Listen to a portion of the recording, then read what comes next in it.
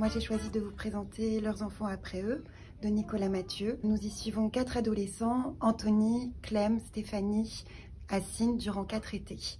L'histoire se déroule dans un coin de Lorraine, dans une France des lisières, le lieu des résignations sociales. C'est un texte dense, vibrant, un regard juste, parfois dur, un langage qui peut être cru, une trame sociale sombre, dure, mais non dénuée de douceur. C'est le Goncourt 2018, et là où certains romans marquent par leur incipit, celui-ci brille des notes par ses 3 derniers mots, l'effroyable douceur d'appartenir.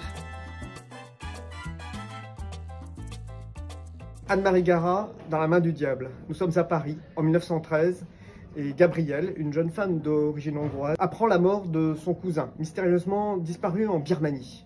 Et le récit débute à ce moment-là, puisqu'elle va essayer de découvrir comment et pourquoi ce cousin qu'elle considère un petit peu comme son amour secret a disparu. Et l'histoire commence, et on va se retrouver non seulement avec ce côté roman d'amour, mais aussi un roman d'aventure, un roman d'espionnage, une saga familiale, un roman sociétal aussi et historique, puisqu'on découvre tout le Paris du début du XXe siècle. C'est aussi un roman féministe, parce qu'on va découvrir notamment Mathilde, la haute bourgeoise, on va découvrir Dora, qui a un cabaret. Mais ce qui fait aussi l'intérêt du roman d'Anne-Marie Garat, c'est son écriture, qui est sensuelle, élégante et surtout très travaillée. Et voilà, c'est ce qui rappelle aussi les romans feuilletons du 19e siècle. Pour moi, c'est une énorme réussite, c'est pour moi un chef-d'œuvre. Voilà. Metin Erditi nous livre ici un roman foisonnant. Il commence en fait avec l'histoire de ce tableau, L'homme aux gants, qui appartient au Titien, mais dont on a un doute.